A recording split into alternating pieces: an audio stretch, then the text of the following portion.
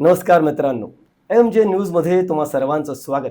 मी आहे डॉक्टर मुकेश जैन आणि तुम्ही पाहत आहात आरोग्याचा राजमार्ग, तुमच्या आरोग्याला योग्य दिशा देणारी एक उत्कृष्ट आरोग्य मालिका. मित्रांनो, आपला हा आजचा विशेष कार्यक्रम आपण सर्व महिलांना समर्पित करत आहोत. जर एक महिला निरोगी असेल तर अख्खं कुटुंब निरोगी राहतं. आपल्या आजच्या ज्या पाहुण्या आहेत त्या पण एक महिला आहेत आणि त्यांचं नाव आहे डॉक्टर रश्मी शहा. रश्मी मॅडम एक सुप्रसिद्ध हॉर्मोनल एक्सपर्ट आणि न्यूट्रिशनमध्ये त्यांनी बरंच काही काम केलेलं आहे. रश्मी मॅडमसोबत या विषयावर चर्चा करण्याआधी तुम्हाला सर्वांना एक नम्र विनंती, जर आपल्या चॅनलला तुम्ही सबस्क्राईब केलं नसेल तर कृपा करून सबस्क्राईब करा. आणि हो, सर्व महिलांना एक कळकळीची विनंती, तुम्ही हा एपिसोड आवर्जून बघा. आणि सर्व पुरुषांना एक नम्र विनंती, जर तुमच्या हृदयात कुठल्याही महिलाबद्दल काही आदर, प्रेम आणि काळजी असेल तर हा एपिसोड तुम्ही सुद्धा नक्की बघा किंवा कुठल्याही महिलेला फॉरवर्ड नक्की करा. चला तर मग सुरू करूया आपला आजचा एपिसोड डॉक्टर रश्मी शहांसोबत आणि जाऊया आरोग्याच्या राजमार्गावर. प्रायोजक भोगीलाल अँड कंपनी, 102 वर्षांची जुनी परंपरा.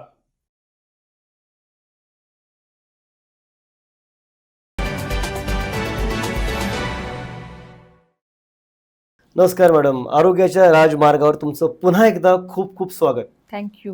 मॅडम, मागच्या एपिसोडमध्ये आपण हॉर्मोनल इम्बॅलन्सबद्दल बरंच काही तुम्ही सांगितलं आम्हाला. आपल्या एपिसोडमध्ये आपण नॉर्मल जी तक्रार असते महिलांची की वजन वाढतं, प्रत्येकाचं जवळपास वाढतंच, म्हणजे लग्नाच्या आधी अशा असतात आणि लग्नानंतर थोड्याशा ओव्हरवेट होऊन जातं. तर त्या मागची नेमकी कारणं काय? वेट गेन हा म्हणजे आता सगळ्यांचा खूप कॉमन क्वेश्चन झालेला आहे. त्याच्या मागची नेमकी कारणं म्हणजे डाएट आणि लॅक ऑफ एक्सरसाइज. आता डाएटचा अर्थ तुम्ही उपाशी राहणे किंवा काहीच न खाणे असा होत नाही. तर माझ्यासाठी डाएटचा अर्थ की लॅक ऑफ न्यूट्रिशन. तुमच्या शरीराला जे आवश्यक आहे ते सोडून जर अनावश्यक खाल्लं, चुकीच्या वेळेला खाल्लं, वेळेवर झोप नाही घेतली, तर ह्या सगळ्याचा परिणाम तुमच्या वजनावर होऊ शकतो. तर तो कसा होतो की तुम्ही जेवढं हाय कॅलरी फूड खाल, जेवढं हाय शुगरी फूड खाल, तेवढं तुमची बॉडी ते प्रोसेस करू शकणार नाही. आणि जे फूड प्रोसेस होणार नाही ते कुठेतरी साठून राहतं. जसं आपण घरात काही अशा वस्तू आणतो की ज्या वर्षानुवर्ष आपण वापरत नाही, ते कुठेतरी अडगळीत पडून राहतात. तसेच ते फॅट्स जमा होतात आपल्या शरीरामध्ये. सेम टाइम तुम्ही जर काही एक्सरसाइज केली नाही, म्हणजे no walk, no other cardio exercise किंवा जिम नाही, काहीही नाही, तर तुम्ही जे खाता ते वापरलंच जाणार नाही. त्याचा साठाच होत राहणार. बऱ्याचदा लोकं काम, जबाबदाऱ्या, लग्न झाल्यानंतरच्या सगळ्या गोष्टी ह्याच्यात सर्वात बॅकफूटवर जर काही राहत असेल तर ती तुमची हेल्थ. आणि म्हणून मग हे वजन वाढतं. आणि त्याचबरोबर सम मेडिकल कंडिशन्स, हॉर्मोनल इम्बॅलन्सेस असेल, काही जणांच्यामध्ये डायबिटीस असेल किंवा अजून बऱ्याचशा मेडिकल कंडिशन्स असतात, काही मेडिसिनल साइड इफेक्ट, याच्यामुळे पण वेट गेन होऊ शकतं. काही लोकांमध्ये बघितलं मी, वेट गेन हा ग्रॅज्युअल होतो, काही महिलांमध्ये सडन वेट गेन व्हायला लागतो. त्याच्या मागची कारणं कुठली असतात? ऍक्च्युली वेट एका रात्रीत कधीच कुणाचं वाढत नाही. ते लक्षात येतं सडनली. ते तसं वाढतच नाही किंवा मी आज रात्री झोपताना 60 किलोची होते आणि उद्या मी 80 किलोची जागी झाले, असं होत नाही. ही काही जादू नाहीये. It's a science. पण काय होतं, हळूहळू हळू वाढतं, त्याच्यामुळे त्याच्याकडे लक्ष दिलं जात नाही आणि ते लक्षात येत नाही.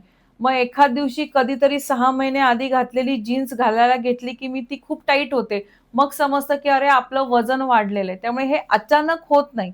It's a gradual. प्रत्येकाच्या आयुष्यात हे ग्रॅज्युअलीच हा ग्राफ वर जातो.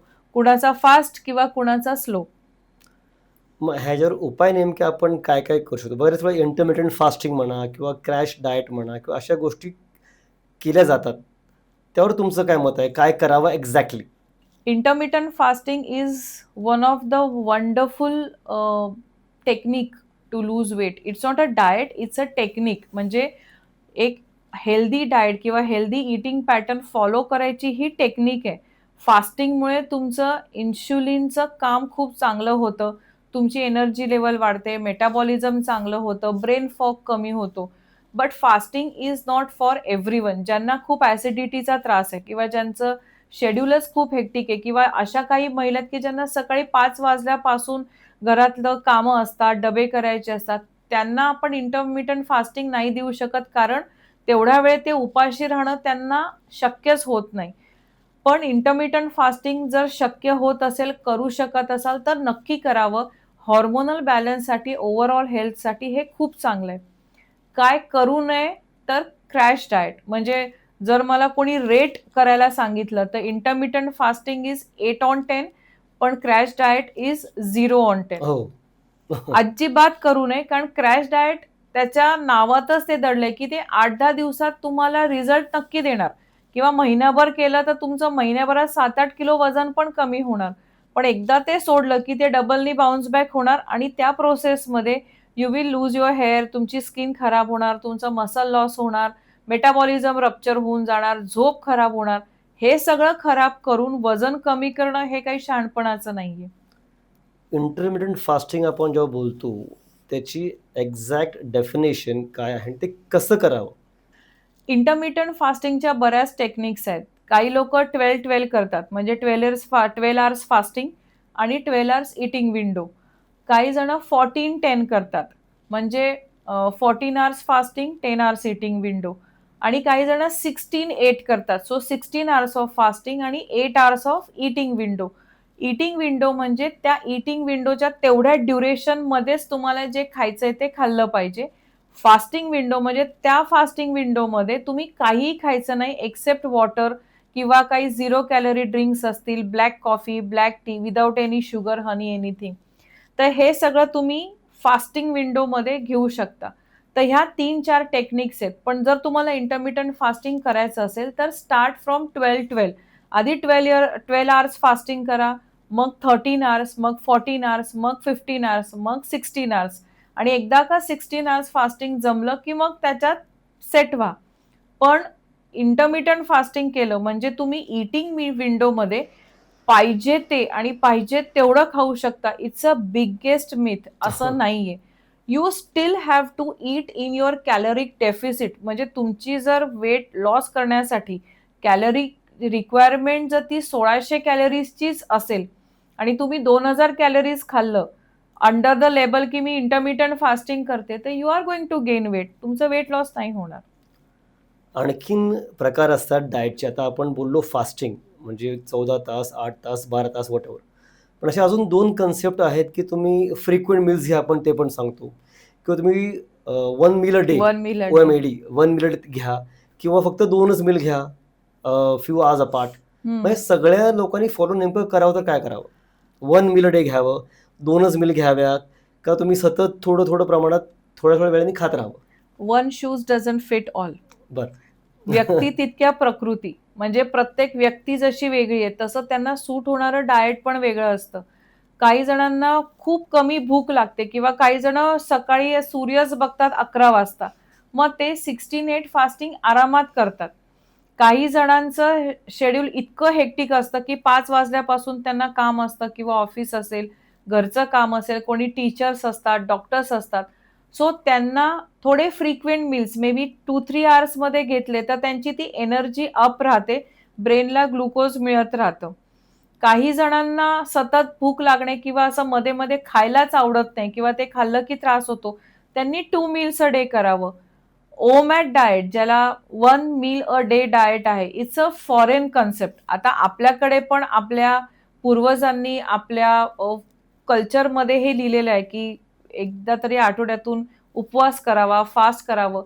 पण हे खूप लाँग टर्म जर केलं ओमॅड डाएट तर chances are you might lose muscle mass. पण काही जणांना ते इतकं सूट झालेलं मी बघितलेलं आहे, की त्यांनी मग 1 पेक्षा जास्त मील घेतले तरी त्यांना त्रास होतो. अगेन कॅलरिक डेफिसिट आहे तो प्रत्येक टेक्निकमध्ये तो मेंटेन करायला पाहिजे आणि तुम्हाला काय सूट होतं ते बघणं जास्ती महत्वाचं आहे. तुमच्या मित्राला किंवा मैत्रिणीला सूट होतं म्हणून मला पण ते सूट होईल असं नाही करून चालणार. सकाळी उठल्यापासून रात्री झोपेपर्यंत एक अशी रेसिपी सांगा जी प्रत्येक महिलेला फॉलो करता येईल. छोटासा डाएट प्लॅन सांगते. ग्रेट. सकाळी उठल्यानंतर 1 ते 2 ग्लास साधं पाणी प्यायचं. माठाचं किंवा any room temperature water. Warm आवडत असेल तर वॉर्म प्या. पण ॲसिडिटीचा त्रास असेल, पित्त होत असेल तर गरम पाण्याला हात सुद्धा लावायचा नाही. त्याच्यानंतर एक डिटॉक्स ड्रिंक घ्यायचं. रात्री झोपताना 1 ग्लास पाण्यामध्ये जिरे, ओवा, धने, बडीशेप आणि थोडीशी हळद आणि दालचिनी पावडर हे सगळं भिजवायचं. सकाळी थोडंसं उकळून घ्यायचं, गाळायचं, ते थोडं वॉर्म होऊन द्यायचं किंवा गार होऊन द्यायचं आणि मग ते प्यायचं. तर या डिटॉक्स ड्रिंकमुळे तुमची दिवसभर तुमची बॉडी डिटॉक्स करत राहील. Bloating, gases, water retention, sugar spike हे सगळं कंट्रोलमध्ये राहील. Breakfast is always protein and vegetables and fats rich. याचा अर्थ कार्ब्स घ्यायचे नाही असं नाही, पण आपण काय करतो, आपण इतके कार्ब्स खातो ब्रेकफास्टमध्ये की ती शुगर दिवसभर स्पाइक होत राहते आणि मग सतत भूक लागत राहते. म्हणून ब्रेकफास्टमध्ये प्रोटीन इज मस्ट. तुम्ही पनीर घ्या, वे प्रोटीन घ्या, अंडी घेऊ शकता, स्प्राउट्स खाऊ शकता, चीज घेऊ शकता. त्याच्याबरोबर काही homemade hot breakfast, nuts healthy फॅट्ससाठी आणि तुम्ही जे काही कार्ब्स खाणार आहात त्याच्यात ॲड व्हेजिटेबल्स किंवा मग सेपरेटली व्हेजिटेबल्सचा ज्यूस घेऊ शकता. शक्यतो ब्रेकफास्ट नंतरचं जे मील आहे ते टाळलं तर जास्त चांगलं. ज्यांना चहा कॉफी घ्यायची असेल त्यांनी ब्रेकफास्ट आणि लंचच्या मध्ये घ्यायची. ब्रेकफास्टच्या सोबत चहा किंवा कॉफी घेतलं तर तुमचं सगळं न्यूट्रिशन निघून जाणार आहे. लंच इदर चपाती और भाकरी ह्याच्यातलं काही पण एक, भाजी त्याच्याबरोबर सॅलड आणि एक प्रोटीन. देन अगेन दाल घ्या किंवा दही घ्या. चिकन खात असाल तर ते घेऊ शकता. Evening meal is one of the most crucial meal, कारण तिथेच लोकांचं सगळं डाएट धुवा होऊन जातं. मग evening meal always keep little bit salty. म्हणजे ते सॉल्ट किंवा ते चाट मसाल्याचं जे टेस्ट येते त्याच्यामुळे मग तुमचे ते संध्याकाळी 6 वाजता भजी, वडापाव, भेळ, पाणीपुरी ह्या खायच्या इच्छा कमी होतात. You can have homemade chivda, some sprouts, makhanas असं काहीतरी, or a bowl of a fruit with some chaat masala on it किंवा त्याच्याबरोबर तुम्ही फुलवलेले चिया सीड्स पण घेऊ शकता. Dinner should always be without any grains. किंवा जर डिनरमध्ये ग्रेन खायचंच असेल तर don't eat anything apart from rice. Then rice you have to combine with any type of dal, म्हणजे ग्रेन आणि दाल किंवा लेंटिल हे कंबाईन केलं then it becomes a complete protein.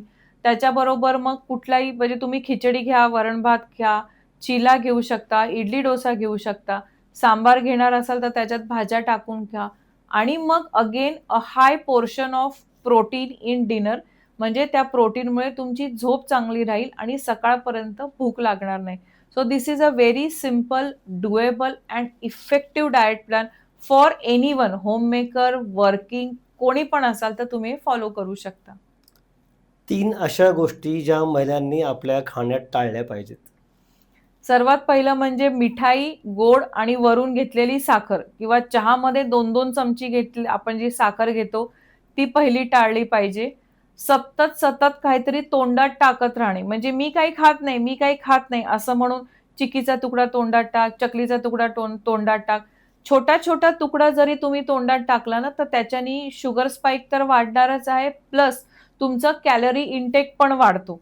म्हणून ह्या 2 गोष्टी, एक तर ह्या शुगर इंटेक, सततचं खाणं हे टाळायचं आणि रात्रीचं जेवण शक्यतो 8च्या आधी संपवायचं. म्हणजे रात्री 8 ते दुसऱ्या दिवशी 8 वाजेपर्यंत कमीत कमी 12 तासांचं फास्टिंग करायलाच पाहिजे.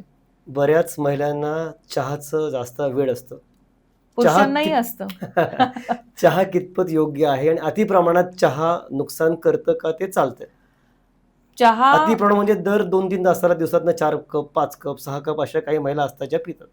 चहाच नाही, हेल्दी फूड्स पण अतिप्रमाणात घेतले तर ते नुकसानदायक आहेत.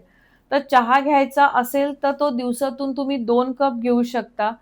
वेट गेन करायचं असेल तर विथ शुगर घ्या. वेट लॉस करायचं असेल तर विदाऊट शुगर चहा घ्या. त्याच्यात स्टिविया टाकू शकता आणि अगदी तुम्हाला तसा चहा जातच नसेल तर चहाची क्वांटिटी कमी करा. म्हणजे आपल्याआप ती टेस्ट ॲडजस्ट करायला साखरेची क्वांटिटी कमी होईल. तर असा 2 कप चहा इज ॲब्सोल्युटली फाईन. पण अतिप्रमाण जे चहाचं आहे, तासानी 2-2 तासांनी, ते टाळलं पाहिजे. ग्रेट. मित्रांनो, मॅडमनी आपल्याला आज फार छान माहिती दिलेली आहे. प्रत्येक महिला ती उपयोगी पडणार आहे की आपल्याला काय करायचंय, नेमकं काय खावंय, काय नाही खायचंय. जर आपल्याला आपलं वजन कंट्रोलमध्ये ठेवायचं असेल आणि आपल्या कुटुंबाचं वजनसुद्धा, म्हणजे आपण जे खाणार आहोत तेच आपण आपल्या मुलांना, आपल्या नवऱ्याला किंवा आपल्या बाकीच्या लोकांना आपण देणार आहोत. तर तुमचं आरोग्य हे तुमच्या हातात आहे आणि अख्ख्या कुटुंबाचं आरोग्य सुद्धा तुमच्याच हातात आहे.